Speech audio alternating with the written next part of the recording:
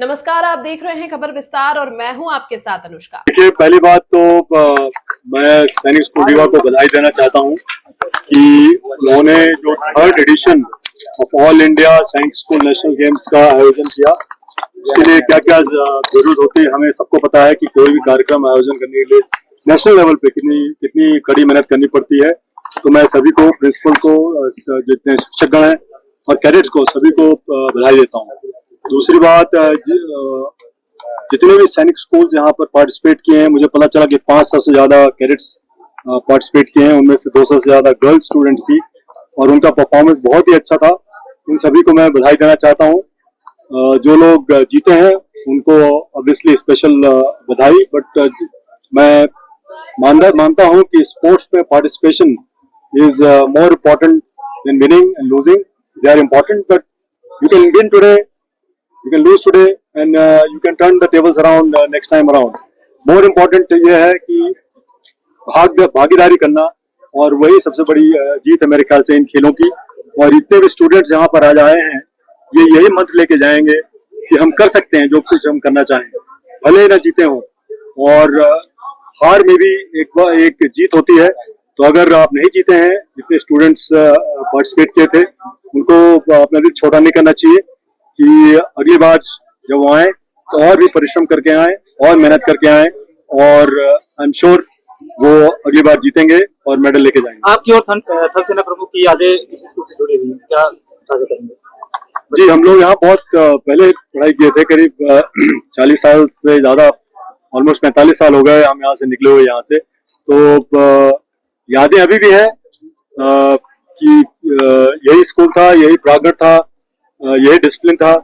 इसी तरह के जो अभी हमें छोटे छोटे बच्चे लगते हैं, हम भी इस तरह यहाँ पर पढ़ाई करते थे। तो हम लोग जो कुछ भी आज हैं वो सब ऑब्वियसली सैनिक स्कूल रीवा की वजह से, जो हमारे शिक्षकों ने हमें पढ़ाया, हमें बताया, हमें जो गुण पैदा किए, वो हमें अभी भी काम आते हैं और आगे भी काम आते रहेंगे। तो मैं सभी स्टूडेंट्स को यही बोलता हूँ कि आप अपनी जब स्टूडेंट लाइफ में अगर कुछ सीखना चाहते हैं तो this is the best time, क्योंकि इसके बाद फिर आपको इस तरह का माहौल नहीं मिलेगा जहाँ पर आपके इतने सारे मित्र आपके एक साथ हैं, और कई मित्रताएं तो पूरी जिंदगी भर चलती हैं। तो यही हमारी यादें हैं, और हम दोनों अभी भी मित्र हैं, और वो मित्रता काम भी I of Sindoor time. Sir, Vindhya की धरती से देश के दुश्मनों को क्या चेतावनी देंगे? विंध्य की धरती से नहीं, मैं तो नौसेना अध्यक्ष हूँ, और एज डिफेंस ऑफिसर और एक राष्ट्रीय नागरिक होने के नाते मैं ये बताना चाहता हूँ कि हम देश की रक्षा के लिए पूरी तरह से सजग हैं, और कोई चेतावनी नहीं है किसी को। हम तो ये बताना चाहते हैं कि हमारी तरफ कोई आंख उठाकर ना देखे, क्योंकि हम सक्षम हैं। और जहाँ तक समुद्रिक हितों की रक्षा करने की जरूरत है, एज ए नेवल चीफ मैं आपको ये बता देना चाहता हूँ कि हम लोग कहीं भी, कभी भी, कैसे भी अपने सामुद्रिक हिस्सों की रक्षा करने के लिए तैयार है, सजग है। सर, ऑपरेशन सिंदूर का क्या अनुभव रहा देश के लिए? ये रहने दीजिए। ठीक है,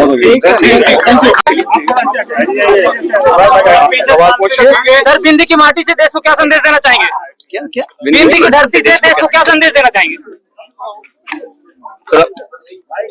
सबसे पहले तो विंध्य की धरती पर आकर मैं बहुत भाव विभोर हो रहा हूँ, क्योंकि इसी धरती ने आज मुझे उस पदवी पर पहुंचाया है जिसमें पूरी भारतीय सेना का मैं प्रमुख बना। मैं यही कहना चाहूंगा कि आप जहां पर भी हो, मेहनत कीजिए, अपना जो पैशन है उसको पूरा करने की कोशिश कीजिए। सफलता अपने आप आएगी जो मेहनत करेगा और हमेशा अपने पैशन को पाने की कोशिश करेगा। हमें ये ध्यान रखना है कि हम अकेले उसको नहीं पा सकते। इसके लिए हम सबको ये सफर साथ मिलकर चलना पड़ेगा। और विंध्य की धरती में मैंने यही सीखा है कि हम यहाँ पर जो भी काम करते थे साथ मिलकर करते थे। और मैं भारत या कहीं भी बाहर गया हूँ और विंध्य क्षेत्र का अगर कोई व्यक्ति मिला है तो वो बड़े ही गर्मजोशी से मिलता है और वो साथ में मिलकर कदम मिलाता है और साथ में मिलकर कार्रवाई करना चाहता है। सर कैसा एहसास है आज आप सैनिक स्कूल में खड़े हुए हैं? ये एक ऐसा एहसास है जो आज मैं सैनिक स्कूल पर खड़ा हुआ हूँ, सैनिक स्कूल की धरती पर हूँ, हेलीपैड पर हूँ। तो मुझे तो ऐसा लग रहा है कि मैं सैनिक स्कूल वापस आ गया हूँ। जब मैं 9 साल का था तब मैं 5वीं कक्षा में यहाँ पहुंचा था और मुझे ऐसा लग रहा है जैसे मैं वापस 5वीं कक्षा में आ गया हूँ। और यहाँ पर एथलेटिक्स ग्राउंड होता था और मेरा मन कर रहा है कि मैं वैसे ही उस एथलेटिक्स ग्राउंड में अपना फिजिकल ट्रेनिंग की कार्रवाई शुरू करूं, लोगों से मिलूं, खिलखिलाऊं और वो बचपन जो वापस नहीं आ सकता लेकिन फिर भी कोशिश है कि उस बचपन को दोबारा जीऊं। सर अपने अजीज दोस्तों को भी लेकर साथ में आए। आपने बहुत सही बोला। दिनेश त्रिपाठी जी मेरे बहुत अजीज दोस्त हैं। जैसे कि आपको पता है कि हम एनडीए में भी साथ में थे, उसके बाद मैं आर्मी में चला गया और दिनेश त्रिपाठी जी नेवी में चले गए, बट हम हर जगह मिलते रहे। यहाँ तक कि एक हायर कमांड कोर्स होता है मऊ में, उसमें भी हम साथ में थे।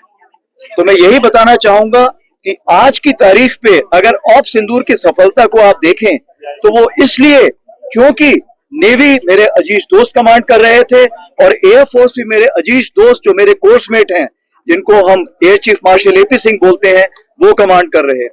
और जब हम तीनों एक साथ मिल गए तो फिर किसी की क्या मजाल कि कोई कुछ कार्रवाई कर सके। सर क्या ऑपरेशन सिंदूर अभी एक्टिव है? ऑपरेशन सिंदूर अभी खत्म नहीं हुआ, ऑपरेशन सिंदूर अभी चल रहा है। जब हमें उचित समय लगेगा उसी समय ही ऑपरेशन सिंदूर को समाप्त किया जाएगा। सर पाकिस्तान अगर कोई दोबारा कायराना हरकत करता है तब क्या कदम उठाया जाएगा? ऑपरेशन सिंदूर 2.0 की हमने पूरी तैयारी कर रखी है। अगर उसने कोई कायराना हरकत की तो उसको मुंहतोड़ जवाब दिया जाएगा। क्या आप चाहते हैं एक खूबसूरत मुस्कान और दमकता चेहरा? तो आइए smile dental care and cosmetic skin clinic, जहां मुख, दंत और सौंदर्य का आधुनिक इलाज वर्ग सब कुछ एक ही छत के नीचे।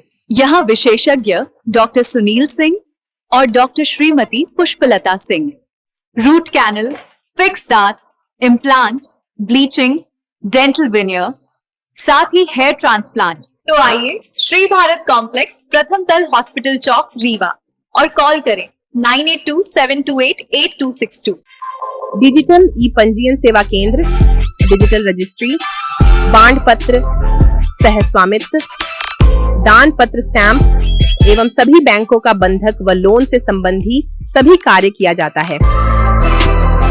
संपर्क करें अशोक सिंह परिहार 9826351496, अनूप सिंह परिहार 7987799181, पूर्णेंद्र त्रिपाठी 9340538622। हमारा पता है शॉप नंबर 401, 3rd फ्लोर, स्ने aspire, beside Maharaja hotel, Jiriya, Rewa, MP।